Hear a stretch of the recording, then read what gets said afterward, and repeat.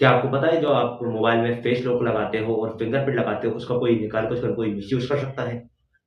Hello दोस्तों, मैं SK Amit education officer मेरा साइबर सिस्टम फिर से लेकर चुका हूँ एक नई वीडियो। इस वीडियो में जानेंगे अपन बायोमेट्रिक टेम्पलेट एन्क्रिप्शन के बारे में, जो कि पासवर्ड और फिंगरप्रिंट रिकॉग्निशन सिस्टम में यूज़ होता है। देखो, पहली बात तो जाते हैं जो आप फिंगरप्रिंट और जो फेस लॉक आखिर काम कैसे करता है, वर्किंग क्या है उसकी? देखो, जैसे ही आपको पता हो कि आप लोग न्यू जब फ़ोन लेते हो या आप नया फिंगरप्रिंट लगाते हो, तो उसमें पहले आपको फिंगरप्रिंट लेफ्ट, राइट, ऊपर, नीचे करके वो फिंगरप्रिंट करता है, मतलब फिंगरप्रिंट स्कैन करवाते हैं। स्कैन करने के बाद वो सेव हो जाता है। जनरली इसमें ती 4 स्टेप रहती हैं। पहले वो स्कैन होता है, स्कैन होने के बाद अपने फीचर एक्सट्रैक्ट करता है, यानी कि तुम्हारे फिंगरप्रिंट की हर एक जो अ, लाइन होती है, किस लाइन कहाँ से मिल रही है, सभी चीज़ को वो स्कैन करता है। स्कैन करने के बाद वो एक टेम्पलेट के फॉर्म में स्टोर करता है, जिसे बायोमेट्रिक टेम्पलेट कहते हैं। उस टेम्पलेट में जाएगा, फिर वो स्टोर्ड होगा और इस यही सब चीज़ होती है। आज अपन वही जानते हैं बायोमेट्रिक टेम्पलेट को कोई चुरा सकता है या नहीं चुरा सकता है, ठीक है? उसके बाद फिर चौथा स्टेप ये रहती है बा इनके वो रहता है मैच होता है, नहीं तो डिनाय होता है। तो वही जानेंगे आज बायोमेट्रिक टेम्पलेट को कोई चुरा सकता है या नहीं चुरा सकता है? जनरली देखो अपन पहले डेफिनिशन से स्टार्ट करते हैं। एन्क्रिप्शन क्या होता है? एन्क्रिप्शन वो प्रोसेस है जो कन्वर्ट करती है बायोमेट्रिक टेम्पलेट को कोड के फॉर्म में। जान लिया? अब देखो एन्क्रिप्शन क्या होती है जैसे कि एन्क्रिप्शन वो टेक्निक है जो किसी भी चीज़ को जैसे कि एक इमेज को कन्वर्ट करती है कोड के फॉर्म में। इमेज मान लो, वीडियो मान लो, सभी एन्क्रिप्शन वो प्रोसेस है जो इमेज या वीडियो या कुछ भी चीज़ को कन्वर्ट कर देती है कोड के फॉर्म में, उस टेक्निक को एन्क्रिप्शन कहते हैं, ठीक है? तो वही लगा है कि बायोमेट्रिक एन्क्रिप्शन वो प्रोसेस है जो कन्वर्ट करती है बायोमेट्रिक टेम्पलेट को कोड के फॉर्म में, ठीक है? इतना line clear? Format it can not be understood by unauthorised user. वो ये बायोमेट्रिक टेम्पलेट एन्क्रिप्शन वो टेक्निक है जो बायोमेट्रिक टेम्पलेट जो स्टोर होता है, उसको एन्क्रिप्टेड करती है, एन्क्रिप्टेड कर देती है, जो कोई अनऑथराइज्ड यूज़र कोई उसको गेस ना कर पाए। गेस ना कर पाए, ना उसे कोई अंडरस्टूड पढ़ के समझ पाए, ठीक है? तुम्हारा और तुम्हारा ओरिजिनल टेम्पलेट रहता है, ओरिजिनल टेम्पलेट के बाद वो एन्क्रिप्ट होता है, एन्क्रिप्ट होने के बाद स्टोर होता है डाटाबेस में, ठीक है? 3 प्रोसेस होती है। ओरिजिनल टेम्पलेट रहता है तुम्हारा, जिसमें तुम्हारा फिंगरप्रिंट रहते हैं, फेस रिकॉग्निशन सिस्टम रहता है, वो कन्वर्ट होता है एन्क्रिप्टेड टेम्पलेट में और उसके बाद वो स्टोर होता है। जैसे कोई हैकर वगैरह निकालना चाहे तो भी ना निकाल पाए, क्योंकि वो कोड के फॉर्म में कन्वर्ट हो जाएगा और उसको गेस करना ना मतलब इम्पॉसिबल है, पर ज़्यादा किया जाए तो फिर वो कहते हैं ना, हर चीज़ का लूप होल है। Only authorized user with the key can decrypt and use it for matching. Only जो authorized system है, authorized user है, वो ही decrypt कर सकता है, कोई अननोन पर्सन नहीं कर सकता, ठीक है? नेक्स्ट है, अब देखते हैं पर्पस क्या है इसका। प्रिवेंट करना मिसयूज ऑफ बायोमेट्रिक टेम्पलेट, जिससे कि रोका जा सके तुम्हारे जो बायोमेट्रिक्स हुआ, आई मीन फेस फिंगरप्रिंट, सभी को रोका जा सके, थीफ वगैरह से चुराने से रोका जा सके, साफ सीधी भाषा में।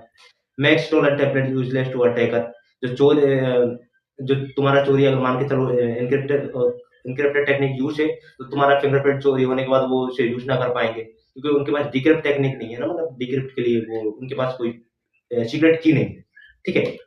अब फीचर देख लेते हैं ये काम कैसे करता है। Feature extraction, extract unique feature for fingerprint, iris, face, सभी चीज़ का यूनिक फीचर है, फीचर एक्सट्रैक्ट करेंगे। उसके बाद वो एन्क्रिप्ट होगा, जैसे कि मैंने पहले ही बताया हुआ है। अप्लाई होगा encryption algorithm AES, RSA etcetera, जो चीज़ अप्लाई होगी एल्गोरिथम टेम्पलेट में, कन्वर्ट टेम्पलेट होगा उसके कोड के फॉर्म में, ठीक है? फिर वो स्टोर होगा डाटाबेस में, फिर वो मैचिंग होगा। Before matching encrypt template securely, compare input template and store template, ठीक है? मैचिंग हो, 4 टेक्निक्स में काम होता है।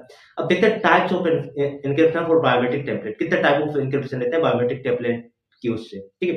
पहला होता है सिमेट्रिक एन्क्रिप्शन, सेम की used for encryption and decryption, same की यूज़ होती है एन्क्रिप्शन और डिक्रिप्शन। अगर एन्क्रिप्शन और डिक्रिप्शन के बारे में अगर आपको ज़्यादा नॉलेज लेना है तो क्रिप्टोग्राफी पढ़ लेना, उसमें पहले ही दूसरे पॉइंट में ये एन्क्रिप्शन, डिक्रिप्शन, पब्लिक की, प्राइवेट की, सभी के बारे में एक्सप्लेन एक्सप्लेन किया गया है, ठीक है? और फास्ट एंड सिंपल है, एग्जांपल है ये, एडवांस एन्क्रिप्शन स्टैंडर्ड्स को यूज़ किया गया है। एसिमेट्रिक एन्क्रिप्शन यानी यूसेज ए पेयर ऑफ की, यूज़ किया पेयर ऑफ की, पब्लिक की फॉर एन्क्रिप्शन, प्राइवेट की फॉर डिक्रिप्शन। अब देखते हैं पब्लिक की और प्राइवेट की के बारे में थोड़ा बता दूँ। पब्लिक की वो रहती है जो देखो, अब मैं सिंपल एग्जांपल एक देखो बताता हूँ। मान के चलो तुम व्हाट्सएप पे बात कर रहे हो, व्हाट्सएप पे बात करी तुमने, एक तुम्हारा नाम है कोई नाम के चलो रवि, तुम बात कर रहे हो सलोनी नाम की किसी लड़की से, ठीक है? 2 कैरेक्टर ले लेते हैं। तुमने उसे सलोनी को हाय भेजा व्हाट्सएप पे, तुम्हारे वहाँ से एक हाय का मैसेज गया, जाने के बाद वो गया इंटरनेट के सर्वर पे, तुम्हारे मोबाइल से जब वो निकला तो वो एन्क्रिप्ट हो गया, यानी वो मैसेज कन्वर्ट हो गया कोड के फॉर्म में, ठीक है? और कोड के फॉर्म में कन्वर्ट हो गया, कन्वर्ट होने के बाद जैसे ही वो शिवानी, क्या नाम था? सलोनी, जो भी नाम हो, उसके फ़ोन में जैसे ही वो गया, तो वो डिक्रिप्ट होके जो पहले वाला हाय मैसेज है, वो वापस हो जाएगा हाय के फ़ोन में। वरना और जब से लेकर तुम्हारे मोबाइल से निकला और उसके सलोनी के मोबाइल में पहुँचा, उसके बीच में वो एन्क्रिप्ट मतलब एक कोड के फॉर्म में चला गया। जैसे ही दूसरे फ़ोन में गया, वो डिक्रिप्ट हो गया। ये हो गया तुम्हारा प्राइवेट की का एग्ज़ाम्पल। अब देखते हैं पब्लिक की का। पब्लिक की का क्या? एक ग्रुप है, व्हाट्सएप ग्रुप है तुम लोगों का। तुमने बात करी, तुम्हारे मैसेज जा रहे हैं, पहले तुम्हारे मोबाइल से जा रहे हैं वो एक कोड के फॉर्म में, तुम्हारे मोबाइल से जा रहे हैं वो मान के चलो प्राइवेट की में, और जैसे ही वो ग्रुप में जा रहे हैं, ग्रुप में जितने मेंबर हैं, वो सब के पास पब्लिक की में जा रहे हैं कि तुमने एक मैसेज भेजा ग्रुप में, तुम्हारे पास तो प्राइवेट हो गया, फिर वो पब्लिक हो गया कि जितने लोग ग्रुप में हैं, वो सिर्फ सीन कर सकते हैं। और आजकल तुमने अगर पढ़ा हो, थोड़ा बहुत नॉलेज हो इस बारे में, तो पता हो WhatsApp end to end encryption technique देता है। जिससे मैसेज जाएगा और एक पर्सन से दूसरे पर्सन के पास, सेंडर से रिसीवर के पास, वो एन्क्रिप्टेड टेक्निक से जाएगा, ठीक है? पब्लिक की, प्राइवेट की समझ गए? और अगर कुछ डाउट हो तो कमेंट सेक्शन में पूछ लेना। और एक और बात बता दूँ, अगर तुम लोग साइबर लॉ पढ़ने में इंटरेस्टेड हो और साइबर लॉ के बारे में कुछ बेसिक लॉ जानना चाहते हो, तो उन सब के लिए मैंने अपने इंस्टाग्राम चैनल द साइबर सत्यम पे एक सीरीज लेके आया हूँ, फ्री ऑफ कॉस्ट है, जाके जॉइन कर लें, थोड़ी बहुत नॉलेज मिले। ये बायोमेट्रिक्स की सीरीज है, तो इसको अपन आगे तक कंटिन्यू करते हैं। एग्जाम्पल है आरएसए। अब देखते हैं कैंसिलेबल बायोमेट्रिक्स और टेम्पलेट ट्रांसफॉर्मेशन के बारे में, ठीक है? जैसे कि template is transform with secret की, ये थर्ड इंक्रिप्शन टेक्निक्स होती है बायोमेट्रिक टेम्पलेट को स्टोर करने की। ठीक है, क्या होती है? टेम्पलेट ट्रांसफॉर्म होगा सीक्रेट की में, if template is store generated new transform template. देखो, इसमें टेम्पलेट ट्रांसफॉर्म होगा सीक्रेट की में, ठीक है? अगर तुम्हारा वो टेम्पलेट या टेम्पलेट क्या, अगर वो तुम्हारा फिंगरप्रिंट या फेस चोरी हो जाता है, तो वो न्यू ट्रांसफॉर्म कर देगा अपने टेम्पलेट को, ठीक है? और add extra security along with encryption, extra security लगाते हैं एन्क्रिप्शन में। अब जानते हैं एडवांटेज क्या है? देखो, अगर एडवांटेज की बात करें सिंपल वे में, अगर वो बिना एन्क्रिप्शन टेक्निक के भेजेंगे, तो आसानी से चांसेस है चोरी होने की, मिसयूज़ होने की। पर एन्क्रिप्शन लगा देते हैं तो थोड़ी सिक्योरिटी बढ़ जाती है, पर नामुमकिन तो कुछ बात नहीं है ना। अपन चलो देखते हैं, प्रिवेंट करता है आइडेंटिटी आइडेंटिटी थीफ, यानी आइडेंटिटी चोरी होना। आइडेंटिटी थीफ मतलब वो होता है कि कोई तुम्हारे चीज़ों का मिसयूज़ करे। जैसे तुम्हारा आधार कार्ड है, तुमने गए एक किसी शॉप के पास, कहा एक फ़ोटोकॉपी दे दो, उस बंदे ने 2 फ़ोटोकॉपी कर ली, एक चोरी से अपने पास रख ली और तुम्हारे आधार कार्ड या आधार कार्ड की डिटेल्स का मिसयूज़ करे। वैसे कोई दूसरा डॉक्यूमेंट भी हो सकता है, उसका मिसयूज़ करे। ये सब आइडेंटिटी थीफ होता है, तुम्हारी आइडेंटिटी का मिसयूज़ करे। आइडेंटिटी में तुम्हारी फ़ोटो, डॉक्यूमेंट, वीडियो सब आती है, ठीक है? प्रोटेक्ट कर रहे हैं टेम्पलेट डाटाबेसेस है। हाँ, ये भी ज़रूरी है। डाटाबेस अगर हैक हो जाए तो वो प्रोटेक्शन देगा टेम्पलेट के लिए। Template can be stored safely in cloud और स्मार्ट कार्ड।